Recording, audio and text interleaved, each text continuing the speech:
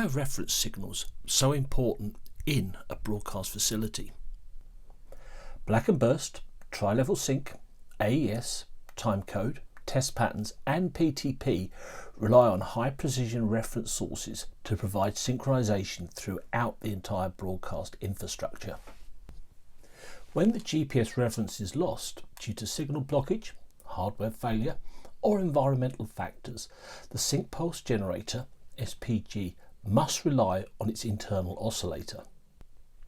Without GPS correction, even the most stable oscillators can drift, introducing timing errors that propagate through the video and audio signal chain. One of the key techniques to mitigate timing disruption is slow sync, a method of gradually adjusting the clock rather than making abrupt corrections. So now we understand why reference sources are critical to the operation of broadcast facilities. How do you synchronize Blackburst, tri-level sync and PTP? The simplest way to ensure that your Blackburst, tri-level sync, AES, timecode, test patterns and PTP remain synchronized is by having all reference sources generated from the same oscillator in your sync pulse generator, and that unit is locked to a GPS reference. That way, if the sync pulse generator loses its GPS reference, both Blackburst, tri-level sync and PTP references will use the sync pulse generator's single oven controlled internal oscillator and go into stay in sync mode. And when the GPS reference returns, a slow lock function is available to eliminate the shock that occurs when genlock is performed again based on stay in sync. That makes it possible to construct an extremely reliable synchronization system. What is stay in sync and slow sync?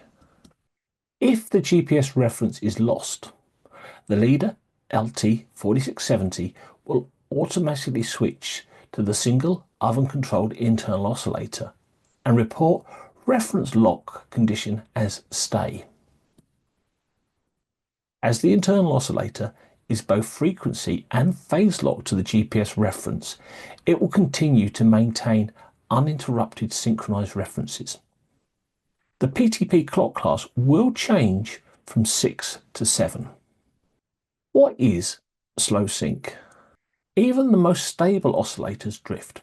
So, when the GPS reference returns, the LT4670 goes into recovery mode and implements a slow sync procedure.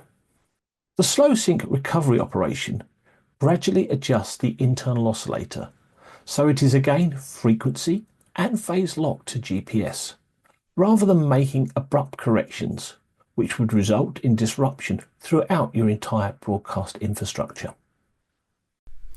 Stay in sync and slow sync operation with the leader LT4670 and LV5600 and 7600W. During the following demonstration, all of the leader LV5600W and LV7600W IP error parameter logging reports are switched on. The leader LT4670 SPG web GUI is displayed in the top half of the screen, and the LV5600W 7600W GUI is displayed in the bottom half. The LT4670 is locked to a GPS reference. When an interruption occurs to the GPS reference, the LT4670 goes into stay in sync mode, and the LV5600 7600W event log reports a change in clock class from clock class 6 to clock class 7. The PTP status display also reports this information. As you can see, the only event recorded in the event log is the change of clock class from clock class 6 to clock class 7.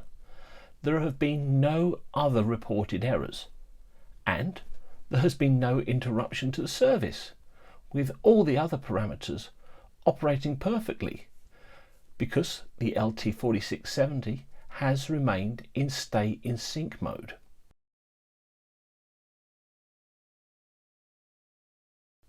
As the GPS connection is re-established, you'll notice that the LT4670 remains in stay in sync mode.